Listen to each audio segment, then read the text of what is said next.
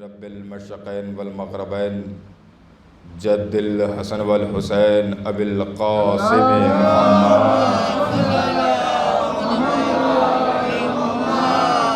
والہ الطیبین الطاہرین المعصومین المظلومین ولعنۃ اللہ علی اعدائہم اجمعین من یومنا ھذا الی قیام یوم الدین وقتلۃ حقوقہم ومنکر فضائلہم ومصائبہم وشجاعتہم اجمعین اللہم صلی وسلم وزد وبارک علی صاحب الدعوۃ النبویہ والصولۃ الحیدریہ والعصمۃ الفاطمیہ والحلم الحسنیہ والشجاعۃ الحسینیہ والعبادۃ السجادیہ والمآثار الباقریہ والآثار الجعفریہ والعلوم القاسمیہ والحجج الرضویہ والجود التقویہ والنقاوۃ النقویہ والہیبۃ عسکریہ والغیبۃ الہیہ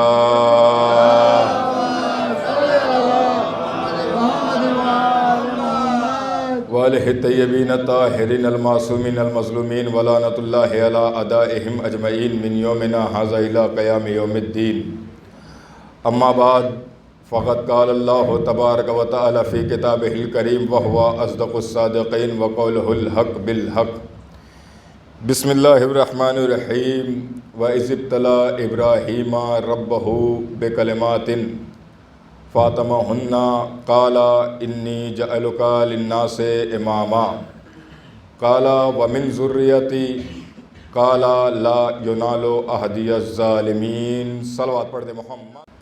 عزیزان گرامی، ماتمداران سید الشہداء، بزرگواران ملت، برادران ایمانی، آپ کے دیار محبت میں پہلی مرتبہ حاضر ہونے کا شرف شہزادی نے بخشا، اور یقیناً مجلس عزا میں آنا، فرش عزا پہ آ کے مجلس حسین کو سماعت کرنا، یہ جب تک ادھر سے نہ اجازت مل جائے تب تک ممکن ہی نہیں ہے۔ یہ دو چار جملے تمہیداً آپ کے سماعتوں کے جب تک پتہ چلے مجھے کہ کس طرح سے، بہرحال اہل علم تشریف فرما ہے، میں کچھ ایسے چہروں کو دیکھ رہا ہوں جو واقعاً مجلس سننے اور سمجھنے کے عادی ہیں، جب تک ادھر سے اجازت نہ مل جائے تب تک کوئی یہاں تک آ ہی نہیں سکتا۔ دیکھیے، سیدھی سی بات ہے، اگر گھر ہمارا ہے تو ہم اجازت دیں گے نا، تب کوئی آئے گا۔ نہیں، توجہ رکھیے ماشاءاللہ آپ کی سماعتیں۔ گھر اگر ہمارا ہے، ہم جسے اجازت دیں گے بھائی جان تبھی کوئی آئے گا۔ تو یہ فرش عزا، یہ مجلس عزا، یہ امام بارگاہ اور یہ جلوس، یہ تعزیے، یہ آپ اپنے دماغوں میں نہ لائیے گا کہ ہماری مجلس، ہمارا فرش عزا، ٹھیک ہے؟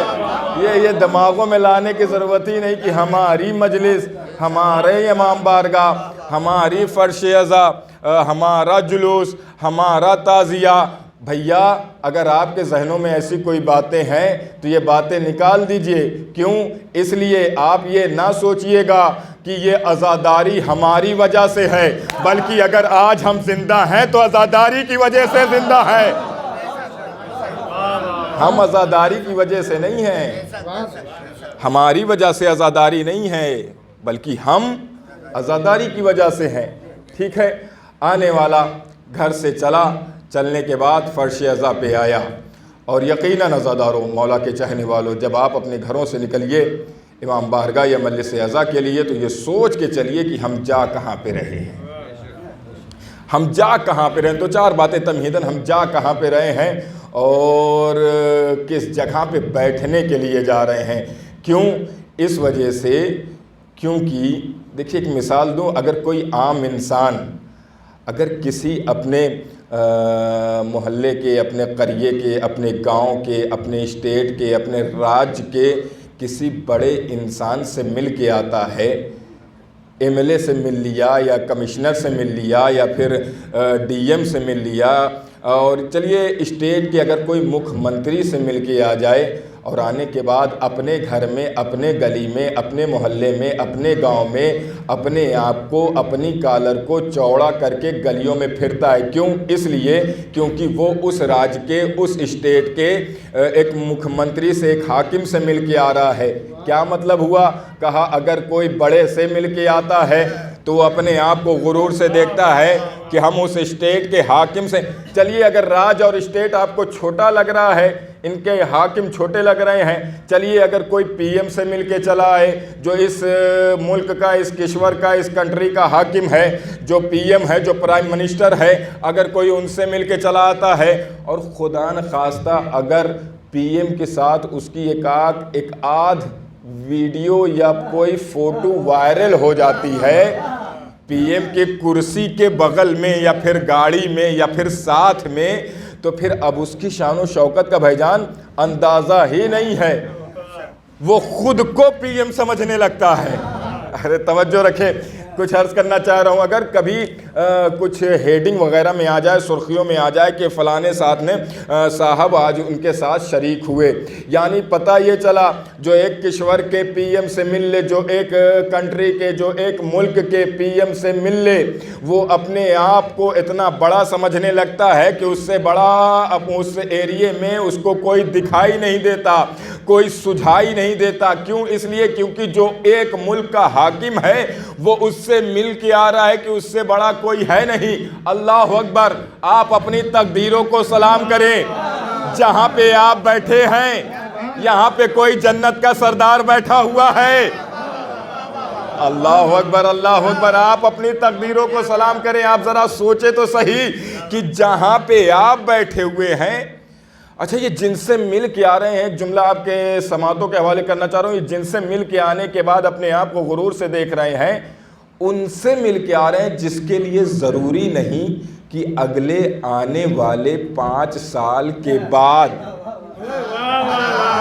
سبحان اللہ، بہت شکریہ آپ کی سماعتوں کا، جس کے لیے ضروری نہیں کہ اگلے آنے والے 5 سال کے، اگلے جو الیکشن آنے والا ہے، جس کے لیے ضروری نہیں کہ وہ اپنے اسی منصب اور اسی پوسٹ پر باقی رہے۔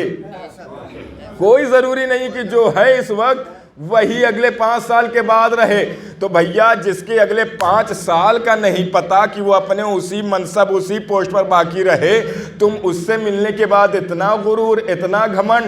ارے ذرا آؤ ان عزاداروں کو دیکھو جو اللہ کے بعد سب سے بڑے ہیں، ان کے ساتھ تو یہ بیٹھتے چلے آ رہے ہیں۔ جو اللہ کے بعد سب سے بڑے ہیں، اور اللہ اکبر کیا کرم ہے اہل بیت علیہم السلام کا، انہوں نے ہمارے ذہنوں سے یہ بات ہی نکال دیا کہ تم کسی بڑے کے پہلو میں جا کے بیٹھو۔ ہمارے ذہنوں سے وہ بات ہی نکال دیا کہ تم کسی بڑے کے پہلو میں جا کے بیٹھو، لیکن انہوں نے جب فرش عزا بچھی، کیا کہا کہ تمہیں اور کہیں بیٹھنے کی ضرورت نہیں ہے، جہاں ہم بیٹھ رہے ہیں وہیں تم بھی بیٹھو۔ اور یہ واحد ایسی جگہ بھی کہ کوئی صاحب شعر بھی پڑھ رہے تھے کہ کربلا اور پابندی وقت کے حوالے سے ہر جگہ جانے کے لیے قید ہے، مسجد میں جانے والا مندر میں نہیں جا سکتا، مندر میں جانے والا مسجد میں، چرچ میں نہیں جا سکتا۔ اللہ اکبر! کیا درسگاہ بنائی ہے حسین نے، کیا درسگاہ بنائی ہے حسین نے! کسی بھی مسلک کا اسٹوڈنٹ اور طالب علم ہو، سب کے لیے یہ درسگاہ کا دروازہ کھلا ہوا ہے۔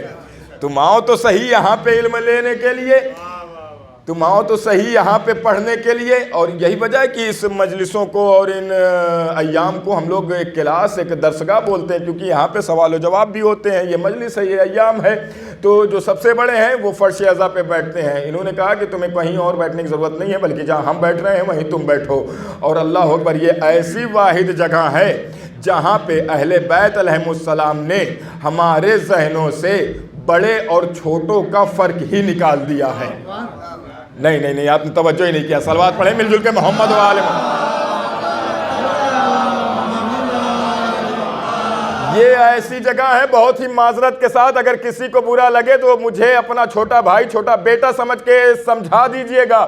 یہ ایسی جگہ ہے کہ اہل بیت علیہم السلام نے یہاں پہ بڑے اور چھوٹے کا ذہنی اعتبار سے فرق ہی نکال دیا ہے۔ کیوں؟ اس لیے کہا اگر تم وکیل ہوگے تو اپنے گھر کے ہوگے، ڈاکٹر ہوگے تو اپنے گھر کے ہوگے, انجینئر ہوگے تو اپنے گھر کے ہوگے, امیر ہوگے تو اپنے گھر کے ہوگے, تم سب سے اعلیٰ ہوگے تو اپنے گھر کے ہوگے, جج ہوگے تو اپنے گھر میں ہوگے, اپنے کورٹ میں ہوگے, لیکن جب تم فرش عزا پہ آئے ہو تو عزادار بن کے آنا. اگر تم فرش عزا پہ آ گئے ہو تو جو تم ہو وہی دوسرا والا بھی ہے. اللہ اکبر. کبھی اپنے آپ کو فرش عزا پہ بیٹھنے کے بعد یہ نہ سمجھنا کہ ہم سب سے بڑے اور سب سے اعلیٰ ہیں. کیوں؟ اس لیے کہ جس طرح سے تم آئے ہو شہزادی کے فضائل و مصائب سننے کے لیے, اسی طرح سے وہ بھی آیا ہوا ہے. صلوات پڑھے محمد وآل.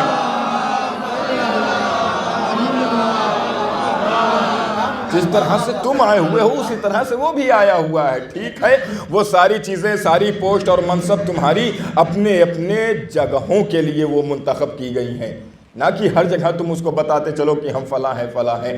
تو عرض کر رہا تھا, جس کا گھر ہوگا وہ جب تک اجازت نہیں دے گا تب تک ہم داخل نہیں ہو سکتے. اور یہ یقین کریں آپ, گھر سے چلنے تک, یہاں پہنچنے تک جتنے بھی کام ہیں مجلس عزا میں, یہ سب شہزادی طے کرتی ہیں کہ کون کس کام کی ڈیوٹی کو انجام دے گا, کون کس کام کی ڈیوٹی کو انجام دے گا. مطلب کیا ہوا, کون فرش بچھائے گا, کون ممبر سجائے گا, کون تابوت سجائے گا, کون سوز پڑھے گا, کون سلام پڑھے گا, کون ذاکری کرے گا, کون خطابت کرے گا, کون نوحہ پڑھے گا, تبرک بانٹے گا کون, تبرک لائے گا کون, فرش عزا اٹھائے گا کون. جب تک ادھر سے, اور ایک جملہ اور کہہ دوں جو آج کل بہرحال زیادہ سننے کو ملتا ہے, یہ سب شہزادی عطا کرتی ہیں اور شہزادی طے کرتی ہے کون تبرک بانٹے گا کون, اور تبرک کون کھلائے گا کون. اور یہ بھی شہزادی طے کرتی ہیں کہ مجلس کو فرش عزا پہ آ کے سنے گا کون اور باہر سے سنے گا کون. جب تک ہم اجازت نہیں دیں گے تب تک کون آ سکتا. میں پھر دوبارہ وہی جملہ کہہ رہا ہوں. تو یہ بلانے کی ضرورت نہیں ہے کہ آئیے, ہاں وقت ہو گیا, آپ نے اعلان کیا, ختم بات. ٹھیک ہے, وقت ہوا, اعلان ہوا, سب کو پتہ ہے. آج کل ماشاءاللہ واٹس ایپ کی یونیورسٹیوں والے لوگ چل رہے ہیں. آپ نے اعلان کر دیا, سب کے کانوں تک آواز پہنچ گئی, آپ آئے, ایک بار اعلان ہوا, بھیا وقت ہو گیا ہے. اب یہ آپ شہزادی پہ چھوڑ دیجئے. ہو سکتا ہے شہزادی نے ابھی ان کو اس لائق سمجھا ہی نہیں کہ وہ فرش عزا پہ آئے. اللہ اکبر, اللہ اکبر, اللہ اکبر, اللہ.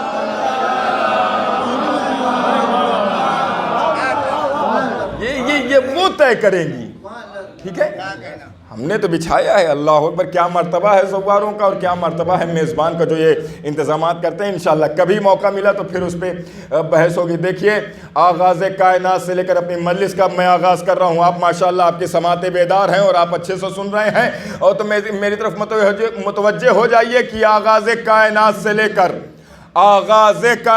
لے کر ہر پاکیزہ مخلوق کی یہ تمنا رہتی ہے کہ پروردگار اسے اتنا بلند کرے کہ اسے فرشتوں میں بیٹھا دے, اسے فرشتوں میں بیٹھا دے, اسے فرشتوں میں بیٹھا دے. پھر جملہ دہرا رہا ہوں, آغاز کائنات سے لے کر ابھی تک ہر پاکیزہ مخلوق کی یہ تمنا اور خواہش رہتی ہے کہ پروردگار اسے اتنا بلند کرے کہ اسے فرشتوں میں بیٹھا دے, اسے فرشتوں میں بیٹھا دے, اسے فرشتوں میں بیٹھا دے. لیکن آپ پھر اپنی تقدیروں کو سلام کرے. جب آپ اس فرش عزا پہ آ کے بیٹھتے ہیں تو فرشتے جب آپ کو دیکھتے ہیں تو فرشتے اللہ سے تمنا کرتے ہیں, اے پروردگار مجھے ان میں بٹھا دے, مجھے ان میں بٹھا دے. جب آپ یہاں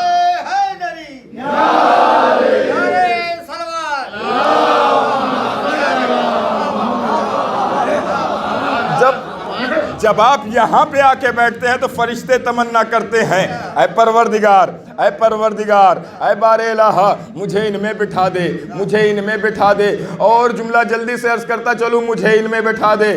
دیکھیے, شریعت محمدی میں ہر عبادات کی کئی قسمیں ہیں, عبادات کی مختلف ابواب ہیں, ہر عبادات مختلف ابواب ہیں. نماز عبادت ہے, روزہ عبادت ہے, حج عبادت ہے, زکوٰۃ عبادت ہے, جہاد عبادت ہے, خمس عبادت ہے. لیکن ایک جملہ کہوں اگر آپ بیدار ہیں, دیکھیے ہر چیز تو ہے عبادت, لیکن ہر عبادت وقت کی محتاج. آئے سبحان اللہ. جو سمجھ گئے ان کو میرا سلام, جو سمجھ گئے ان کو میرا سلام. ہر عبادت وقت کی پابند, وقت کی محتاج. پتہ کیا چلا کہ جب نماز کا وقت ہوگا تبھی نماز ادا کی جائے گی. جب رمضان کا مہینہ آئے گا تبھی واجب روزے رکھے جائیں گے. جب حج کا مہینہ آئے گا تبھی لوگ حج کرنے کے لیے جائیں گے. جب وقت پورا ہوگا تب خمس نکالا جائے گا. یعنی جتنی بھی عبادات ہیں وہ سب وقت کی محتاج ہیں. لیکن یہ واحد عبادت ذکر حسین ہے جس کا وقت محتاج نہیں ہے. جس کا وقت محتاج ہے یہ وقت کی محتاج نہیں ہے. یہ واحد ذکر حسین ایک ایسی عبادت ہے جو وقت کی محتاج نہیں ہے بلکہ وقت اس کا محتاج ہے. اللہ اکبر. کیا عظمت ہے, کیا فضیلت ہے ان ایام کی, ان مجلسوں کی. بہرحال دیکھیے بات دوسری جگہ جا رہی ہے. میں جلدی سے عرض کرتا چلوں, جس آیت کو, جس جملے کو میں نے اپنا سرنامہ کلام قرار دیا, اس میں پروردگار اپنی پاک و پاکیزہ کتاب میں, اپنی لاریب کتاب میں, اپنی محکم کتاب میں ارشاد فرما رہا ہے. کیا کہہ رہا ہے کہ وَإِذِ ابْتَلَىٰ إِبْرَاهِيمَ رَبَّهُ بِكَلِمَاتٍ فَأَتَمَّهُنَّ قَالَ إِنِّي جَاعِلُكَ لِلنَّاسِ إِمَامًا. اے ابراہیم, ہم نے تم کو چند کلمات کے ذریعے آزمایا, تمہاری آزمائش لی. اور جب ابراہیم اپنی آزمائش میں, اپنے امتحانات میں پاس ہو گئے تب ہم نے ان کو لوگوں کا امام بنا دیا. صلوات پڑھے مل جل کر محمد و آل محمد. ہم نے چند کلموں کے ذریعے ابراہیم کی آزمائش, امتحان لیا, اور جب ابراہیم اسے پاس کر گئے, قبول ہو گئے, تب ہم نے ابراہیم کو لوگوں کا امام بنا دیا. تو پروردگار جب امتحان لیتا ہے تو تین ذریعے سے لیتا ہے. اہل علم تشریف فرما ہے, اہل علم کا مجمع ہے. جب پروردگار امتحان لے گا تو تین ذریعوں سے لے گا. کہا وہ کون سے ذریعے ہیں؟ کہا پہلا ذریعہ وہ ہے جسے پروردگار امتحان لے گا. کہا مال کے ذریعے. کس چیز کے ذریعے؟ مال کے ذریعے. تو اے میرے عزادارو, اگر کبھی مال میں کمی آ جائے تو گھبرانا نہیں. ہو سکتا ہے پروردگار آپ کا امتحان لے رہا ہو. ٹھیک ہے, پروردگار مال کے ذریعے امتحان لے گا, اس کے بعد جان کے ذریعے امتحان لے گا, اس کے بعد اولاد کے ذریعے امتحان لے گا. تو اے پروردگار, جب تجھے ابراہیم کو امام ہی بنانا تھا, تو کریم ہے, تو رحیم ہے, تو غفور ہے, تو ستار العیوب ہے, تو عیبوں کو چھپانے والا ہے, تو ضعیفوں کو بینائی عطا کرنے والا ہے, تو قدرت دینے والا ہے, تو توانائی دینے والا ہے, تو طاقت عطا کرنے والا ہے. اے پروردگار, جب تجھے ابراہیم کو امام بنانا تھا تو ایسے ہی امام بنا دیتا. یہ امتحان لینے کی کیا ضرورت؟ ارے توجہ رکھیں تھوڑا سا, مجلس اپنے آغاز پہ ہے. جب تجھے ابراہیم کو امام بنانا تھا تو ایسے ہی امام بنا دیتا. یہ امتحان لینے کی کیا ضرورت؟ کہا مال کے ذریعے امتحان, اولاد کے ذریعے امتحان, جان کے ذریعے امتحان. تو کریم ہے, تو اپنی کرامت دکھاتا, تو اسے ایسے ہی امام بنا دیتا. جملہ سنیں گے اگر آپ بیدار ہیں. کہا میں نے ابراہیم کا امتحان اس وجہ سے لیا تاکہ پتہ چل جائے کہ اہل کون ہے اور نااہل کون ہے. اے سبحان اللہ, توجہ. اہل کون ہے اور نااہل کون ہے. اگر میں ابراہیم کو بغیر امتحان لیے امام بنا دیتا تو جو اور امتی تھے تو وہ بھی دعویٰ کر بیٹھتے.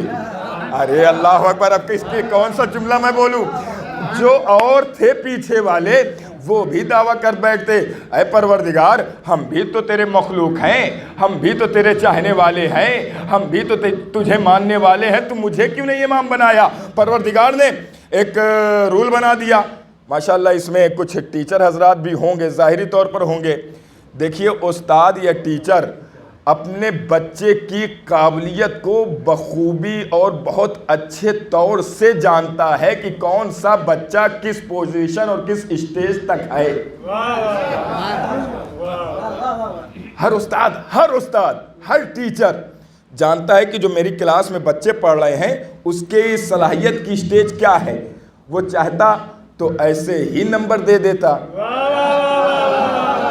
ٹھیک ہے، وہ چاہتا تو ایسے ہی نمبر دے دیتا، لیکن یہ ہر سیمسٹر کے بعد، ہر سیمسٹر تو چھوڑیے بہت دور ہو گیا، ویکلی ایگزام تو منتھلی ایگزام تو چھماہی والے اور سالانہ والے، ہر امتحان لینے کی کیا ضرورت۔ کہا اگر استاد کسی بچے پہ جج کرنے کے بعد وہ اگر نمبر یوں ہی عطا کر دے گا تو جو اور بچے بڑے بچوں سے کم نمبر پائے رہیں گے وہ استاد پر انگلی اٹھا دیں گے۔ ارے میں نے جملہ کہا، بہت نکلنا چاہ رہا ہوں جلدی سے کہہ کے، کہا اگر استاد اسی طرح سے کسی کو زیادہ دے دے گا کسی کو کم دے گا تو جو کم پائے رہے گا وہ تو بہرحال کہے گا بھیا جب آپ کو اسی طرح سے دینا تھا تو ہمیں کم کیوں دیا، انہیں کیوں زیادہ دے دیا۔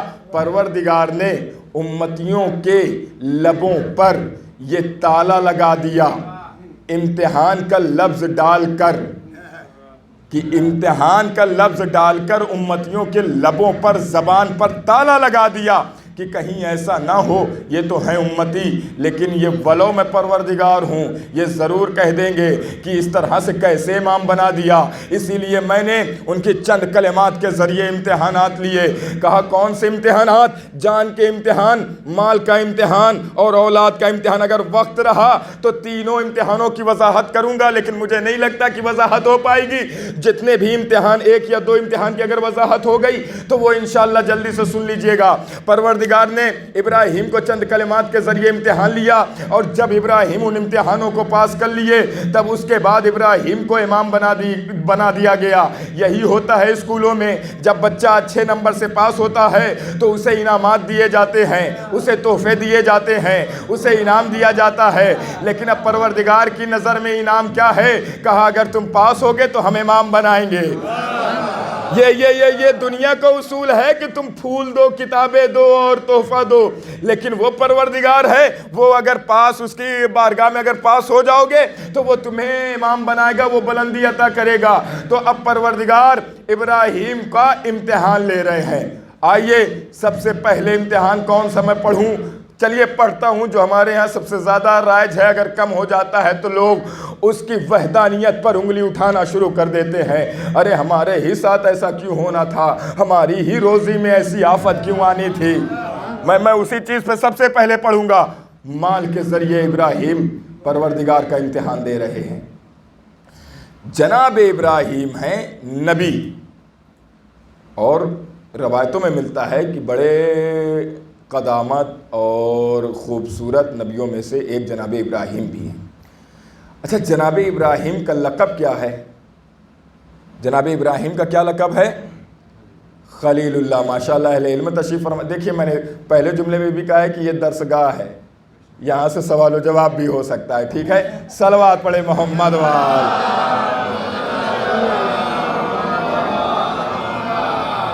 تو جناب ابراہیم کا لقب ہے خلیل اللہ، اللہ کے خلیل مانے دوست۔ ہاں بولیے اگر جانتے ہیں تو یہاں پہ کوئی حرج بھی نہیں ہے۔ خلیل مانے دوست، یعنی خلیل اللہ اللہ کے دوست۔ اچھا تو جب جناب ابراہیم کا خلیل اللہ لقب ہے، اللہ کے دوست، تو یہ بتائیے ہمارے سرکار ہمارے نبی کا کیا لقب ہے؟ کہ ہمارے نبی کا بھی لقب ہے حبیب اللہ۔ اب حبیب کے معنی اللہ اکبر۔ اب کیا کیا جائے؟ کیا جناب ابراہیم اور ہمارے سرکار کیا ایک جیسے ہیں؟ کیا ایک پیمانے پہ ہیں؟ قرآن کہہ رہا ہے کہ ہم نے محمد کو سب سے اعلیٰ بنایا ہے، سب سے بلند بنایا ہے۔ 1,23,999 انبیاء کے سرتاج ہیں محمد، سردار ہیں محمد، ٹھیک ہے؟ تو جب ابراہیم بھی اللہ کے دوست ہیں اور محمد بھی اللہ کے دوست، ابراہیم ہے خلیل اللہ، محمد ہے حبیب اللہ. تو یہ اب ہمارے اردو زبان کی کمزوری سمجھیے یا پھر اس سے دوسرے الفاظ نہیں آ رہے ہیں اردو زبان میں کہ ہم اس کا ٹرانسلیٹ کیا جائے. بس اتنا سن لیجئے کہ حبیب اور خلیل میں فرق کیا ہے. ہمیں یہ سمجھنا ہے کہ ابراہیم کون ہے اور محمد کون ہے. کہا خلیل اللہ یعنی اللہ کے دوست. توجہ، کہا خلیل اسے کہتے ہیں جو اللہ کو دوست رکھتا ہو، اور حبیب اسے کہتے ہیں جسے اللہ دوست رکھتا ہو. اے ہے اللہ اکبر، اللہ اکبر. صلوات پڑھے نا مل جل کے محمد وال. تو یہ اللہ اکبر.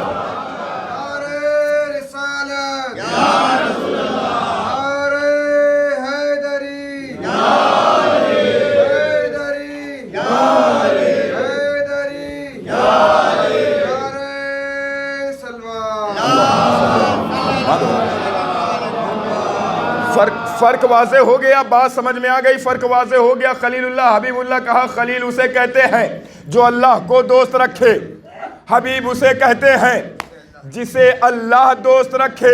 اور یاد رکھیے، پھر جملہ ہدیہ کر رہا ہوں، اگر آپ ہمیں دوست رکھیں گے، مجھے، تو آپ فون کریں گے کہ مولانا مجلس پڑھنی ہے. میں کہوں گا کہ ہمارے آنے کا سادھن کیا ہے، ہم کس طرح سے آئیں گے، ہم آپ کے پاس تک کیسے پہنچیں گے. تو آپ کا یہ جواب آئے گا مولانا گھبرائیے نہیں، چونکہ ہم آپ کو عزیز رکھتے ہیں، ہم آپ کو دوست رکھتے ہیں، تو ہم آپ کے لیے سواری بھیج دیں گے.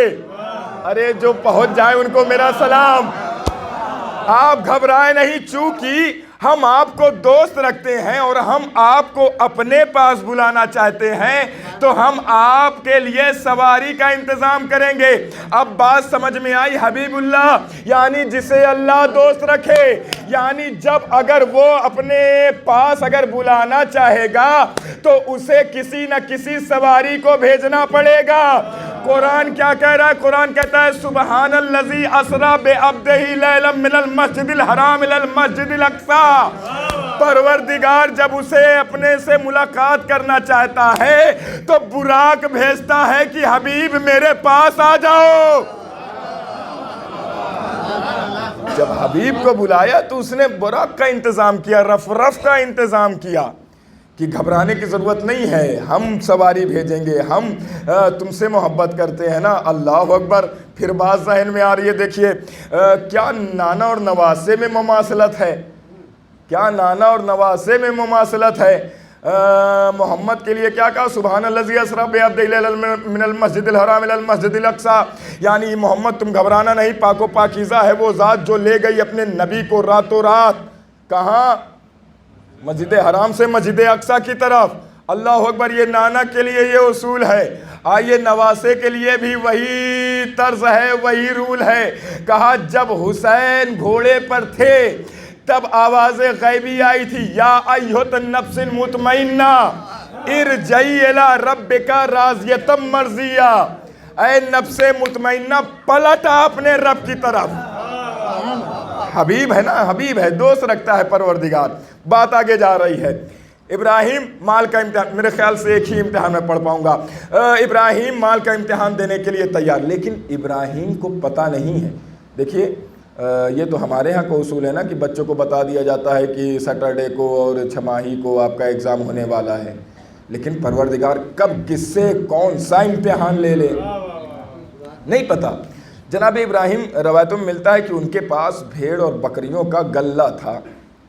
چھوٹے بھائیوں کے لیے میں بتا دوں، غلہ یعنی ایک جھنڈ سمجھ لیجئے کہ ان کے پاس کچھ تعداد میں بھیڑ بکریاں تھیں. وہ لے کے گئے چارہ گاہ کی طرف چرانے کے لیے. انہوں نے کیا دیکھا کہ ایک نوجوان، ایک خوبصورت لہیم شہیم جوان رانا جو ہے اور وہ تسبیح الہی میں مشغول ہے. توجہ سے سنیے، تسبیح الہی میں مشغول ہے. جناب ابراہیم بھی اس حبیب اللہ خلیل اللہ ہیں، اللہ کے دوست ہیں. تو جناب ابراہیم یہ سوچ رہے ہیں کہ میں نبی ہوں، وہ میرے پاس آئے، مجھ سے کلام کرے. لیکن وہ ہے کہ مڑ کے دیکھتا ہی نہیں ہے۔ میں نے آپ سے عرض کیا کہ جناب ابراہیم بھی بہت خوبصورت تھے۔ کیونکہ ہر دور میں نبی کا اپنی امتیوں سے خوبصورت ہونا ضروری ہے۔ کیوں؟ اس لیے کہ اگر خوبصورت امتیوں میں سب سے خوبصورت نہیں ہوگا تو یہ امتی بھی کہہ اٹھیں گے اے پروردگار ان سے زیادہ تو خوبصورت ہم تھے تو ہمیں کیوں نہیں نبی بنایا؟ تو اس لیے ضروری ہے کہ نبی اپنی امتیوں میں سب سے زیادہ حسین ہو۔ تو جناب ابراہیم سوچ رہے ہیں کہ وہ آئے، لیکن وہ تو بہرحال اللہ کی طرف سے بھیجا ہوا تھا۔ وہ تسبیح کر رہا ہے، پڑھ رہا ہے، اپنے حبیب کی، اپنے دوست کی حمد ثنا کر رہا ہے۔ کیا کہہ رہا ہے؟ سبوح قدوس رب الملائکۃ والروح، سبوح قدوس رب الملائکۃ والروح۔ اب جب جناب ابراہیم نے یہ جملہ سنا نا، اچھا یہ دیکھیے، میں اپنے جوانوں کے لیے عرض کروں کہ اگر آپ کسی سے حقیقی عشق کرتے ہیں تو اگر کوئی آپ کے معشوق کی تعریف کرے تو آپ کو سننے میں بہت اچھا لگے گا۔ جب جناب ابراہیم نے سنا نا کہ وہ تعریف ہو رہی ہے کس کی؟ پروردگار کی، رہا نہیں گیا، قریب گئے۔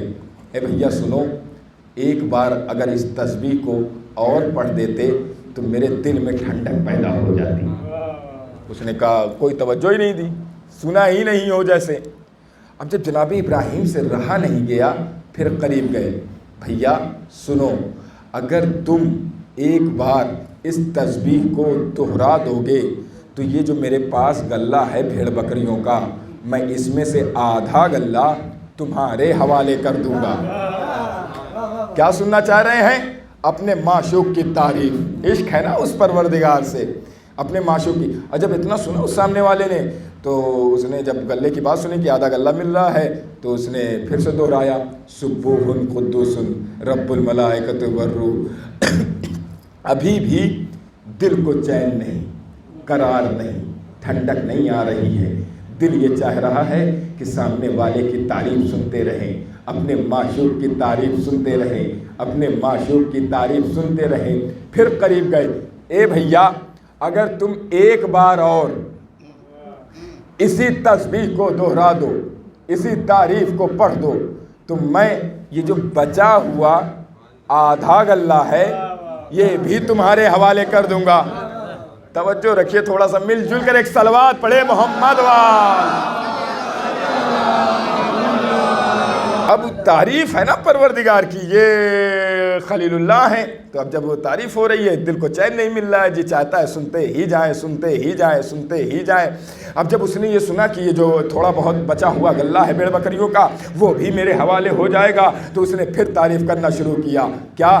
سبوح قدوس رب الملائکۃ والروح، سبوح قدوس رب الملائکۃ والروح۔ لیکن اللہ جانے جناب ابراہیم کا اللہ کے لیے عشق پتہ نہیں کس سیما پر تھا کہ ان کو سکون نہیں مل رہا ہے، ان کو ٹھنڈک نہیں مل رہی ہے۔ پھر جب اب غلہ نہیں بچا، کچھ مال دنیا میں نہیں بچا، دیکھیے یہ امتحان ہے، جب غلہ نہیں بچا، مال دنیا میں کچھ نہیں بچا، ایک مرتبہ پھر قریب گئے، شانے پہ ہاتھ رکھا، ہاتھ رکھنے کے بعد فرمایا اے بھیا دیکھو اب میرے پاس مال دنیا میں کچھ نہیں بچا ہے، لیکن اگر تم مجھے ایک مرتبہ اور اس تسبیح کو پڑھ کے سنا دو تو میں اپنی ساری زندگی تمہاری غلامی میں گزار دوں گا۔ توجہ توجہ توجہ، کون کہہ رہا ہے؟ یہ نبی ہے، نبی۔ میں اپنی ساری زندگی تمہاری غلامی میں گزار دوں گا۔ اتنا سننا تھا، وہ نوجوان جو تھا وہ آگے بڑھا، آگے بڑھنے کے بعد پھر اس نے جملے کو دہرانا شروع کیا۔ کیا؟ سبوح قدوس رب الملائکۃ والروح، سبوح قدوس رب الملائکۃ والروح۔ اتنا کہہ کے وہ نوجوان جانے لگا۔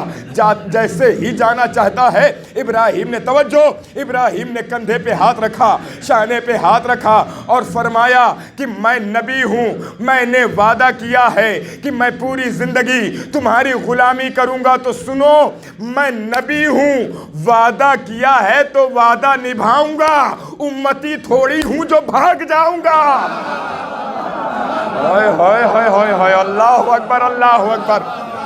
نبی ہوں، نبی، وعدہ کیا ہوں تو وعدہ نبھاؤں گا، چلو مجھے اپنی غلامی میں لے کر۔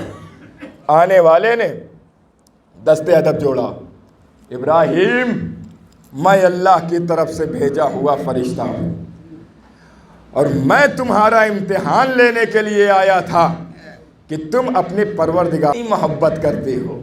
تو یقین کرو ابھی پروردگار نے مجھ سے کہا ہے کہ جناب ابراہیم تم اس امتحان میں صلوات پڑھیں مل جل کر محمد وال، تم اس امتحان میں پاس ہو گئے۔ ایک جملہ یاد آ رہا ہے کہ جناب ابراہیم نے جتنی بار اس آنے والے سے کہلوایا اتنی بار اس آنے والے نے، اس فرشتے نے، توجہ، اس فرشتے نے، اس آنے والے نے، اس نوجوان نے ایک ہی جملہ دہرایا، کیا؟ سبوح قدوس سبوح قدوس سبوح قدوس۔ اے ابراہیم آپ کو ہو کیا گیا ہے؟ آپ اس سے کہیں کہ دوسرا جملہ بھی بولے، آگے بھی تعریف کرے، یہ اسی جملے کو سننے میں کتنا سکون مل رہا ہے۔ تو شاید ابراہیم پلٹ کے آواز دے کہ جب اپنے معشوق کی تعریف ہوتی ہے تو اسے ایک ہی جملے میں سکون آتا ہے، جملہ بدلنے میں مزہ نہیں آتا۔ اگر معشوق کی تعریف ہو رہی ہے تو ایک ہی جملے سے سکون ملے گا۔ تو اے دنیا والو، ہم پہ اعتراض کرنے والو، ہم پہ اعتراض نہ کرو، پہلے ابراہیم سے جا کے پوچھو کہ وہ ایک ہی جملہ سننے کے بعد اپنا سارا مال اس کے حوالے کیوں کر رہے ہیں۔ جو دنیا ہم پہ یہ اعتراض کرتی ہے کہ 14 برس سے ایک ہی جملہ صرف علی علی، صرف علی علی، صرف علی علی، ہم پہ نہ اعتراض کرو، پہلے جاؤ ابراہیم سے پوچھو ایک ہی جملہ، سبوح قدوس سبوح قدوس۔ اور جناب ابراہیم کے پاس جو مال دنیا میں تھا وہ اپنے اس معشوق کے نام پہ ابراہیم نے لٹا دیا۔ کہا عشق کی تعریف یہ ہے کہ جس سے عشق ہو اس کی راہ میں لٹایا جاتا ہے، لوٹا نہیں جاتا۔ ہائے ہائے ہائے ہائے ہائے، اللہ اکبر اللہ اکبر۔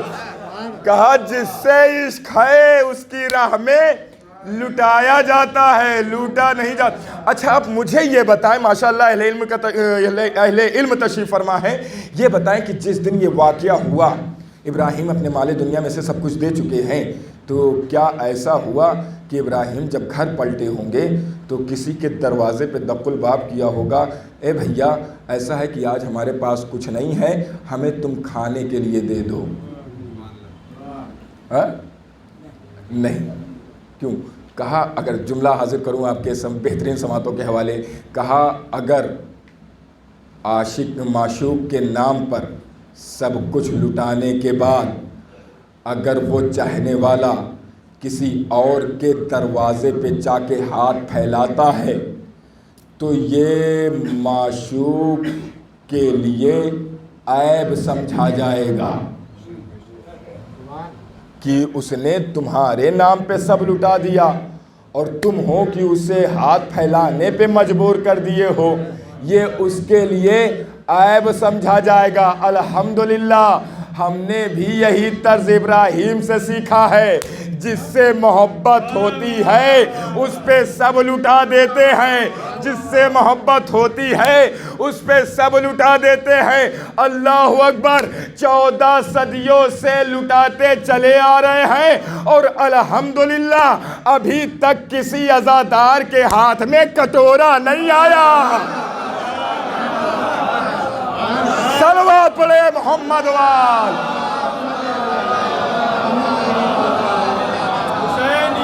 زندہ باد، زندہ باد، حیدریت، حیدری،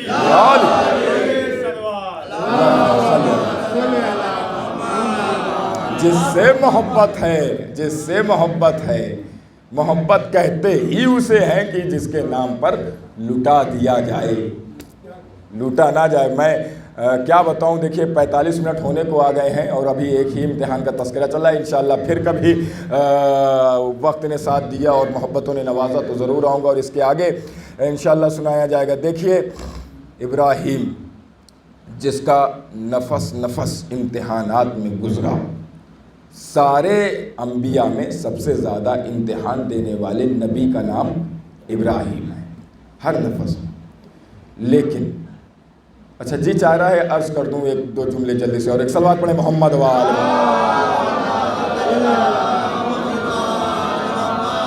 کیا بتائیں، یہ ذکر علی اور ذکر اہل بیت ہے ہی ایسا کہ جتنا ذکر کرو، جتنا تذکرہ کرو، اتنا ہی مزہ آتا ہے، ٹھیک ہے۔ تو یہ پہلا امتحان، ابراہیم پاس ہو گئے اور کہا کہ تم قبول ہو گئے ہو، اللہ نے مجھے بھیجا تھا، تم پاس ہو گئے ہو۔ دوسرا امتحان کیا ہے؟ کہا اولاد کا امتحان۔ جلدی سے سن لیجئے، میں ختم کرتا ہوں، اس کو اتنی تفصیل میں نہیں لے جاؤں گا۔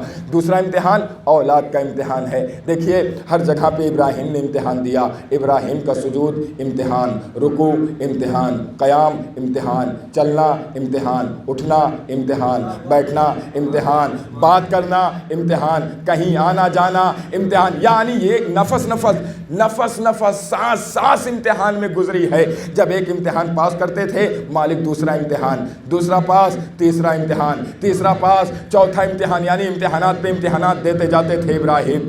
بات آئی کیا؟ جناب ابراہیم نے خواب دیکھا۔ کیا خواب دیکھا؟ یا بنیا انی اری فی المنام، اے میرے لال میں نے خواب دیکھا ہے کہ میں تم کو ذبح کر رہا ہوں، میں نے خواب دیکھا ہے کہ میں تم کو ذبح کر رہا ہوں۔ اچھا یہ بتائیے قرآن میں کیا کہیں پہ زیر و زبر کو ادھر سے ادھر کرنے کی گنجائش ہے؟ کہا ہرگز نہیں ہے، ہو ہی نہیں سکتی۔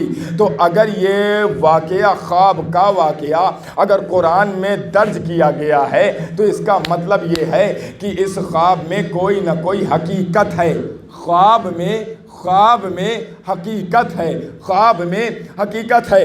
میں کہوں گا اے ابراہیم یہ بتائیے کہ آپ اپنے لال کو یہ بتا کیوں رہے ہیں کہ میں تمہیں ذبح کر رہا ہوں، میں تمہیں قتل کر رہا ہوں؟ وہ بچہ ہے، وہ ابھی چھوٹا ہے، وہ کمسن ہے، ڈر جائے گا، گھبرا جائے گا، کہیں ایسا نہ ہو کہ تیار نہ ہو، توجہ، وہ ڈر جائے گا، وہ گھبرا جائے گا۔ تو ابراہیم پلٹ کے آواز دیں گے کہ سنو میں اسماعیل کو قربان کرنے کے لیے لے جا رہا ہوں، اور یہ یاد رکھنا کہ قربانی دھوکے کا نام نہیں ہے۔ اللہ اکبر، اللہ اکبر، توجہ، قربانی دھوکے کا نام نہیں ہے، یعنی ضروری ہے کہ جسے قربان کیا جائے اسے اس کا علم ہو کہ اسے قربان کیے جانے کے لیے لے جایا جا رہا ہے۔ تو اب بات سمجھ میں آئی جو یہ کہتے ہیں کہ شاید اصغر کو پتہ نہیں تھا، اصغر کو پتہ نہیں تھا کہ وہ کربلا جا رہے ہیں قربان ہونے کے لیے۔ ارے بھیا جب اسماعیل کو پتہ ہے کہ وہ قربان ہونے کے لیے جا رہے ہیں تو جو فخر اسماعیل ہو۔ ابراہیم نے خواب دیکھا، کیا دیکھا؟ یا بنیا انی اری فی المنام، میرے لال میں تم کو ذبح کر رہا ہوں۔ کس نے خواب دیکھا؟ کہا ایک نبی نے خواب دیکھا۔ کس کے لیے خواب دیکھا؟ نبی کے لیے خواب دیکھا۔ نبی نے خواب دیکھا، نبی کے لیے خواب دیکھا۔ ایک صادق نے خواب دیکھا، کس کے لیے خواب دیکھا؟ صادق کے لیے خواب دیکھا۔ ایک اعلیٰ نے خواب دیکھا، جس نے خواب دیکھا وہ بھی اعلیٰ، جس کے لیے خواب دیکھا وہ بھی اعلیٰ، جس نے خواب دیکھا وہ بھی بلند، جس کے لیے خواب دیکھا وہ بھی بلند، جس نے خواب دیکھا وہ بھی صادق، جس کے لیے خواب دیکھا وہ بھی صادق۔ تو میں یہ بتانا چاہ رہا ہوں، یہ کہنا چاہ رہا ہوں کہ اتنا یہ تمہید کس لیے اس خواب کی؟ میں کہوں گا اس لیے کہ آج کے دنیا کے مسلمان جو یہ عمل انجام دیتے ہیں عید الاضحیٰ میں، وہ کس کی سنت ہے؟ کہیں گے ابراہیم کی سنت، یعنی ابراہیم اسماعیل کو لے کے چلے اور وہاں پہ دمبا آیا، یعنی جو ابراہیم نے خواب کی حالت کو بیان کیا اسے اس دنیا کے سارے مسلمان مانتے ہیں۔ توجہ، جس ابراہیم نے خواب کی حالت کو بیان کیا اسے اس کائنات کے سارے مسلمان مانتے ہیں۔ ارے عقل کے اندھوں تمہیں ہو کیا گیا ہے؟ جس ابراہیم کے خواب کی بات کو تم سارے مسلمان مانتے ہو، عجیب اتفاق ہے۔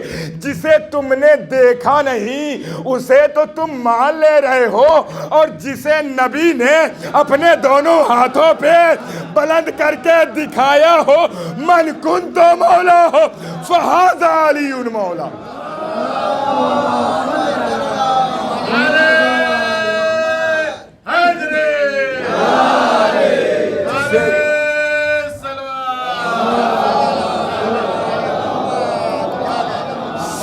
ساری چیزوں کو چھوڑتے ہوئے جسے ابراہیم، جسے نبی نے دکھایا اسے تم بھول رہے ہو۔ اچھا بہرحال اسماعیل کو لے کے چلے، سب چھوڑتے ہوئے، مجھے چونکہ ربط مصائب دینا ہے تو میں وہاں تک لے کے آ رہا ہوں، کوئی تذکرہ بیچ میں نہیں۔ اسماعیل کو لے کے پہنچنے کے بعد لٹایا اور چلے چھری کو لے کے، چھری بغل میں تھی، نکالا۔ روایت یہ کہتی ہے کہ ابراہیم، اسماعیل یہاں، ابراہیم کی چھری یہاں، آخری جملہ اس کے بعد ربط مصائب۔ ابراہیم کی چھری یہاں، اسماعیل کی گردن اور گلا یہاں، لے کے آگے بڑھے۔ روایت کہتی ہے اور آگے اور آگے اور آگے اور آگے اور آگے، جب گردن تک چھری پہنچی ہے تو ابراہیم کے ہاتھ لرزنے لگے، کانپنے لگے۔ ایک رومال نکالا، آنکھوں پہ باندھا، پٹی کو باندھا۔ اب جب آگے بڑھے ہیں تو وہ ذبح ہونے کے بجائے دمبا آیا اور اسماعیل بچ گئے، وہ الگ چیز، لیکن جب گردن تک چھری لے کے آئے، ہاتھوں کا لرزنا کتابوں میں نہیں ملا، لیکن ہاتھوں کا لرزنا یہ بتاتا ہے اے پروردگار میں نے بہت امتحان دیے، لیکن یہ امتحان سب سے سخت ہے، سب سے کٹھن ہے، سب سے مشکل ہے، یہ امتحان سب سے مشکل ہے۔ یہ ہاتھوں کا لرزنا کنایا بن گیا کہ ابراہیم کہنا چاہ رہے ہیں پروردگار بہت امتحان دیا، اب بس کر، اب بس کر، اب بس کر، اے پروردگار اب بس کر، اب بس کر۔ اللہ اکبر۔ یہ ہے ابراہیم، جب بیٹے کے ذبح کی بات آئی تو ہاتھ لرزنے لگے اور پروردگار سے کہہ رہے ہیں پروردگار بس، اے پروردگار بس، اے پروردگار بس۔ لیکن کربلا میں عجیب منظر دیکھنے کو ملا، جب ہر شہید ہوتا تھا تو حسین پروردگار سے کہتے تھے اے پروردگار اور، اے پروردگار اور، اے پروردگار اور۔ اللہ اکبر۔ جناب ابراہیم جب گردن تک چھری پہنچی تو کہا بس۔ اور روایتوں میں ملتا ہے کہ جب اسماعیل بچ کے مینا سے اپنے خیمے میں پہنچے ہیں، ماں کے قریب آئے ہیں، تو ماں ہاجرہ نے ان کے گلے پر چھری کا نشان دیکھا۔ اللہ اکبر، چھری کا نشان دیکھا اور ایک جملہ کہا کہ ابراہیم اگر یہ چھری چل جاتی تو، بس یہ چھری چل جاتی تو میرا لال ذبح ہو جاتا۔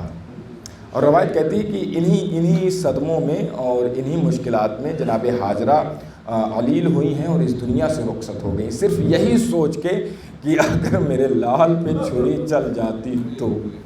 میں کہوں گا اے ہاجرہ، آپ نے اپنے لال کی گردن پہ چھری چلتے ہوئے تو نہیں دیکھا نا، گردن پہ تیر لگتے ہوئے تو نہیں دیکھا نا۔ ارے ذرا کوئی رباب کے دل سے پوچھے، 6 مہینے کا گلا ہے، ہرملا کا تیر ہے، باپ کا بازو ہے اور بچے کا گلا ہے۔ اللہ اکبر۔ میں نے ابھی مصائب شروع بھی نہیں کیا اور آپ کی آوازیں گریہ بلند ہو گئی ہیں۔ خدا ان آوازوں پر اپنی رحمتیں برکتیں نازل فرمائے۔ جو آوازیں اس وقت بلند ہو رہی ہیں، ہاں اپنی آوازوں کو قید مت کرو، آزاد کرو، کھل کے رو۔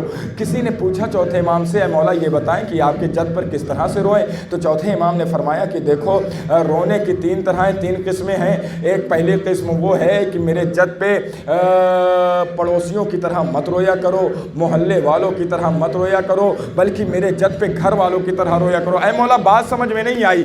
کہا دیکھو جب کسی کے گھر میں کوئی جنازہ اٹھتا ہے یا کوئی انتقال کر جاتا ہے تو محلے والے بھی گریہ کرتے ہیں، پڑوس والے بھی گریہ کرتے ہیں۔ گھر والے بھی گریا کرتے ہیں. میں آرام سے مصائب پڑھوں گا انشاءاللہ. یہی مال مجلس ہے, مصائب ہی مال مجلس ہے. رو لیجئے کیونکہ ہم اس کا مجلس اور ماتم کرنے کے لیے بیٹھے ہیں کہ جو تھے تو موجود لیکن رونے نہیں دیا گیا.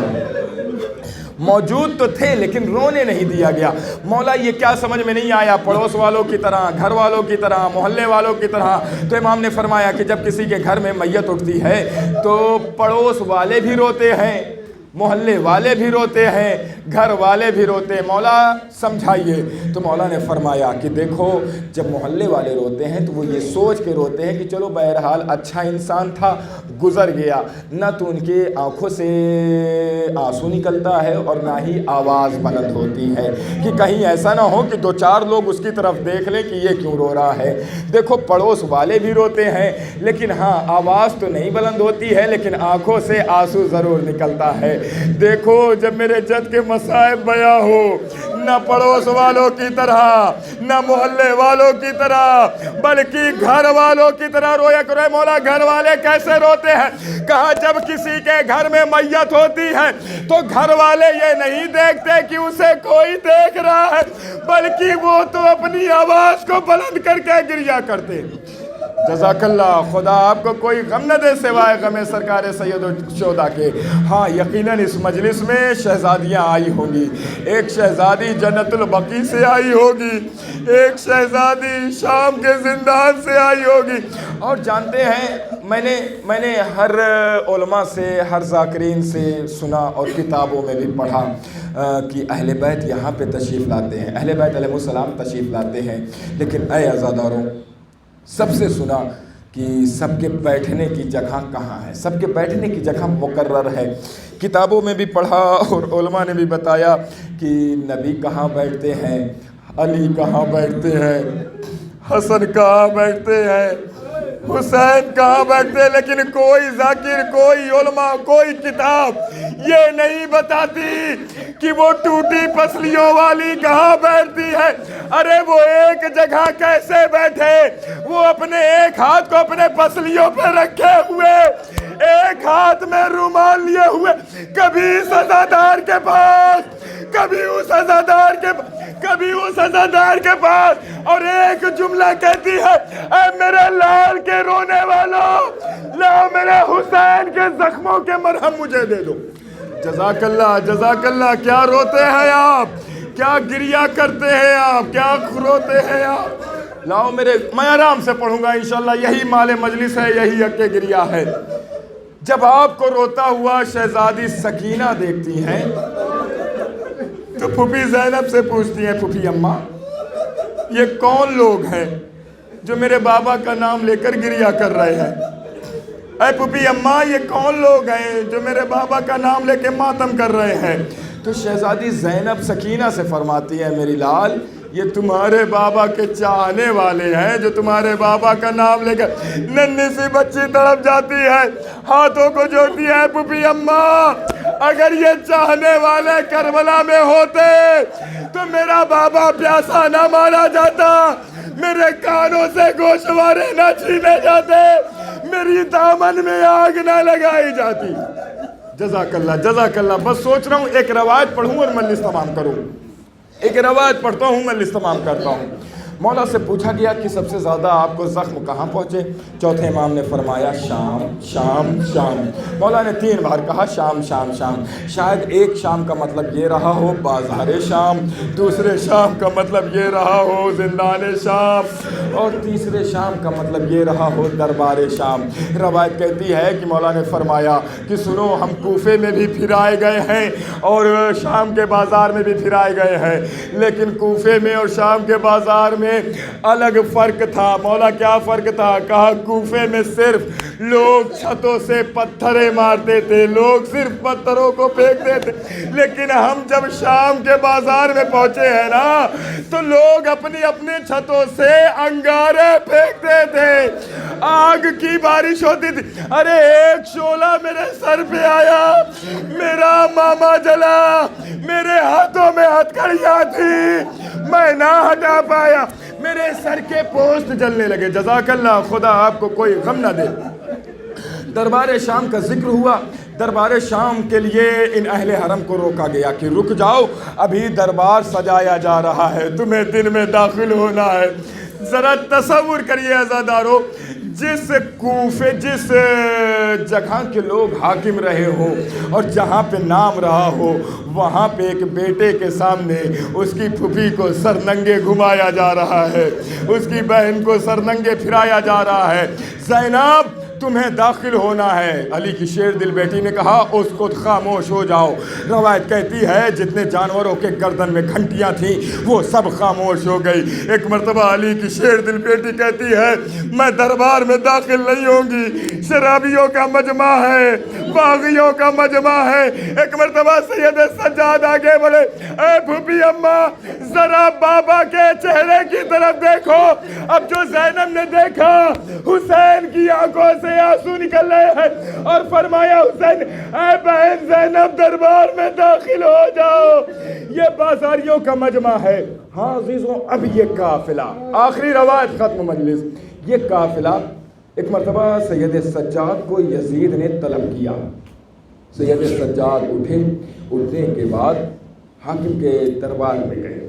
روایت کہتی ہے جب سے سید سجاد گئے ہیں اور جب تک آئے نہیں ہیں، شہزادی زینب نے اپنے رخسار کو اپنے خاک سے نہیں اٹھایا ہے، اپنے رخسار کو رکھے ہوئے اس راستے کی طرف دیکھ رہی ہے جس طرف اس کا لال گیا ہوا ہے۔ کچھ دیر کے بعد سید سجاد واپس آئے، لیکن اب آنے کی کیفیت دوسری ہے، انداز بدلا ہوا ہے۔ اللہ اکبر، جب گئے تھے تو ہاتھوں میں ہتھکڑیاں تھیں، پیروں میں بیڑیاں تھیں، گلے میں خاردار توق تھا، لیکن جب آ رہے ہیں تو نہ ہتھکڑیاں ہیں، نہ بیڑیاں ہیں، نہ توق ہے۔ ایک مرتبہ سجاد قریب آئے، جملہ سنو گے عزادارو، سجاد قریب آئے، آنے کے بعد فرمایا اے پھوپھی اماں ہم رہا ہو گئے، اے پھوپھی اماں ہم رہا ہو گئے۔ اور یزید نے کہا کہ چاہے آپ یہاں رہ لیں چاہے مدینے چلے جائیں، ایک کوہرام برپا ہو گیا۔ یہ واحد قیدی ایسے ہیں جب قید ہوئے تب بھی روئے، رہا ہوئے تب بھی روئے۔ اے پھوپھی اماں یزید نے بہت جلدی سے عرض کرتا ہوں، اے پھوپھی اماں یزید نے کہا ہے کہ چاہے آپ یہاں رہ لیں چاہے مدینے واپس چلی جائیں۔ اے بیٹا تم نے کیا کہا؟ کہا پھوپھی اماں میں نے کوئی جواب نہیں دیا، میں نے کہا جب تک میں اپنی پھوپھی سے نہیں پوچھ لوں گا میں کوئی جواب نہیں دوں گا۔ ایک مرتبہ زینب فرماتی ہیں اے میرے لال جا کے یزید سے کہہ دے کہ ایک مکان خالی کروا دے، جب سے ہم قید ہوئے ہیں ہم نے اپنے والی و وارث کا ماتم نہیں کیا ہے، ہم نے اپنے بھیا کا ماتم نہیں کیا ہے، اور کہہ دو کہ ہمارے تبرکات واپس کر دے۔ لو عزیزوں، پہلی فرش ازا شہزادی زینب نے شام کے دربار میں بچھائی ہے اور بچھانے کے بعد مجلس کر رہی ہے۔ اے میرے نوجوان بھائیوں، مولا کے چاہنے والوں، آپ مجھے انصاف سے بتاؤ، ایک سوال کرتا ہوں، نہ تو میں نے کربلا دیکھی ہے اور نہ وہاں کا منظر دیکھا، نہ میں نے قاسم کے لاشے کو پامال ہوتا دیکھا، نہ میں نے عباس کے بازو قلم ہوتے دیکھے، نہ میں نے اصغر کے گلے پہ تیر لگتا دیکھا، نہ میں حسین گھوڑے سے نیچے ہوتے ہوئے نہ میں نے دیکھا، لیکن میں پڑھ رہا ہوں ایک آنسو برآمد ہے، ایک قیامت ہو رہی ہے۔ اس مجلس کی کیا کیفیت رہی ہوگی جس کی خطابت زینب کر رہی ہے اور سیدانیہ رو رہی ہے؟ ارے زینب نے تو سارا واقعہ دیکھا ہے، مکان خالی ہوا، زینب نے مجلس کیا، جا کے کہہ دو ہمارے تبرکات واپس آ جائیں، بس ختم کر رہا ہوں، ہمارے تبرکات ہم تک واپس دے دیں۔ لو عزیزوں، تبرکات واپس آ رہے ہیں۔ اللہ اکبر، ساری بیویوں نے ایک حلقہ بنا لیا، کسی نے آواز دی ہٹو ہٹو راستہ دو، کس نے کہا کس کا سر آ رہا ہے؟ کہا حسین کے بچپن کے دوست حبیب کا سر آ رہا ہے۔ بیویوں نے بڑھ کے اپنی آغوش میں لے لیا، پھر آواز آئی ہٹو ہٹو راستہ دو، کہا کس کا سر آ رہا ہے؟ کہا ایک 13 برس کے چاند سے بچے کا سر آ رہا ہے۔ فروا سب سے آگے نکلی، قاسم کی لاش کو، اب قاسم کے سر کو اپنی آغوش میں لے لیا۔ اس کے بعد آواز آئی ہٹو ہٹو راستہ دو، اب کسی نے کہا کس کا سر ہے؟ کہا 2 نونہالوں کا سر ہے۔ کوئی ماں آگے نہ نکلی، کوئی بی بی سب سے باہر نہ آئی۔ کسی نے کہا کیا ان بچوں کی ماں نہیں ہے اس دنیا میں؟ زینب نے لب پہ ہاتھ رکھ دیا، اے بی بی ایسا نہ کہو، میں اس کی ماں زندہ ہوں، لیکن ان پہ گریہ نہ کروں گی۔ پھر آواز آئی ہٹو ہٹو راستہ دو۔ کسی نے کہا کس کا سر ہے؟ کہا 18 برس کے جوان کا سر۔ لیلا آگے بڑھی، اکبر کا سر اپنی آغوش میں لیا۔ اے عزیزو لو مختصر کروں، آواز آئی ہٹو راستہ دو، کس کا سر ہے؟ کہا حسین کا سر ہے۔ حسین کا سر قریب آیا، بیویوں میں کوہرام برپا ہوا۔ لو عزیزو اب آخری جملہ سن لو، مجلس تمام کر رہا ہوں۔ کسی نے آواز دی اے بیویوں خبردار ہو جاؤ، کس کا سر آ رہا؟ کہا کہ زینب کے غیرت دار بھائی عباس کا سر ہے۔ اب عباس کا نام آیا، تشت میں سر رکھا ہوا ہے، سر قریب آ رہا ہے۔ زینب سب سے باہر نکلی، تشت قریب آیا، زینب قریب آئی، تشت اور آگے، زینب اور آگے۔ اب جیسے ہی زینب نے عباس کے سر کو اپنی آغوش میں لیا، جانتے ہو زدارو، جب تک سر تشت میں رکھا ہوا تھا عباس کی آنکھ کھلی ہوئی تھی۔ جیسے ہی سر زینب کی آغوش میں آئے، عباس نے آنکھیں بند کر لی، زینب نے رخسار پہ رخسار رکھی۔ اے بھیا آنکھیں کھولو، تازیانوں کے نشان نہیں دکھاؤ گی، تماچوں کے نشان نہیں دکھاؤ۔ سید سجاد آگے بڑھے، اپنے چچا کا سر لیا۔ سب نے سوچا سجاد گریہ کرے، لیکن سجاد نے گریہ نہیں کیا، بلکہ زندان کے کونے میں گئے۔ ایک ننھی سی قبر تھی، چچا کے سر کو قبر کے اوپر رکھ دیا۔ اے سکینہ اٹھو، تمہارا چچا تم سے ملنے کے لیے آیا۔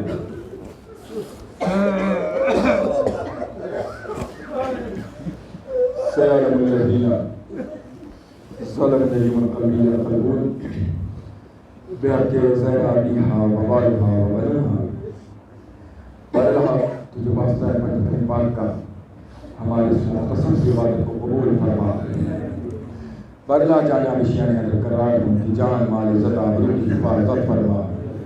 بہرحال جو بے روزگار ان کی روزی کو تو غیر سے عنایت فرما۔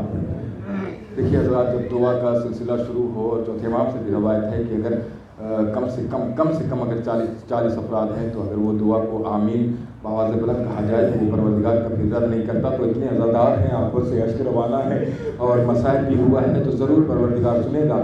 تو جب بھی دعا ہو تو آمین بآواز بلند کہا کرے۔ پروردگار جتنے بھی حضرات اس دنیا میں بیمار ہیں، شیعہ حیدر کرار، تجھے بیمار کربلا سید سجاد کا واسطہ، انہیں شفائے کاملہ اور عاجلہ عنایت فرما۔ برلہا جو بھی حج و زیارت کے مشتاق ہیں تو ان کو اس شرف سے مشرف فرما۔ جو اس شرف سے مشرف ہو چکے ہیں، جا چکے ہیں، برلہا تو ان کو دوبارہ اس شرف سے مشرف فرما۔ اور میں اکثر اپنی مجلسوں میں ساری دعاؤں کے بعد ایک دعا یہ بھی کرتا ہوں، جو حضرات زیارتوں پہ گئے ہوں گے انہوں نے دیکھا ہے کہ 8ویں امام کا روضہ بہترین بنا ہوا ہے، اور وہاں پہ حرم ہے، لائٹ ہے، اور گنبد بنا ہے، زری پہ سایہ ہے۔ سامرہ گئے ہوں گے انہوں نے دیکھا ہوگا کہ امام کے قبر بنی ہوئی ہے، زری بنی ہوئی ہے، بہترین لائٹ اور انتظام ہے، ساری چیزیں۔ کاظمین میں بھی اماموں کے قبروں پہ سایہ ہے، گنبد بنا ہوا ہے۔ جو حضرات گئے ہوں گے جانتے ہیں، خود کربلا میں امام حسین کا بہترین حرم بنا ہوا ہے، جناب عباس کا بہترین روضہ بنا ہوا ہے۔ لیکن اے عزادارو، انہی سب کی جدہ کا نام فاطمہ ہے، یہ سب کی جدہ کا نام فاطمہ ہے۔ شہزادی جیسے پہلے بھی اتنے مسائل پڑے ہیں، آج بھی شہزادی کے اوپر مسائل پڑے ہیں، سب کے قبروں پہ سایہ ہے، زری ہے، لیکن آج بھی شہزادی کی قبر وہ جنت البقیع میں، جس پہ دن کی دھوپ اور رات کی اوس پڑ رہی ہے۔ بارلہا ہماری شہزادی کے روضے کی جلد از جلد تعمیر کروا۔ بارلہا جب یہ روضہ تعمیر ہو جائے تو ہم سب کو باجماعت زیارت قبر سیدہ کرنے کی توفیق عنایت فرما۔ بارلہا اس دنیا میں ظلم و جور حد سے بڑھ چکے ہیں، اپنے اور ہمارے آخری امام کے ظہور میں تعجیل فرما، اور ہم سب کو ان کے امان و انصار میں شمار فرمانا۔ ربنا تقبل منا انک انت السمیع العلیم۔ ماں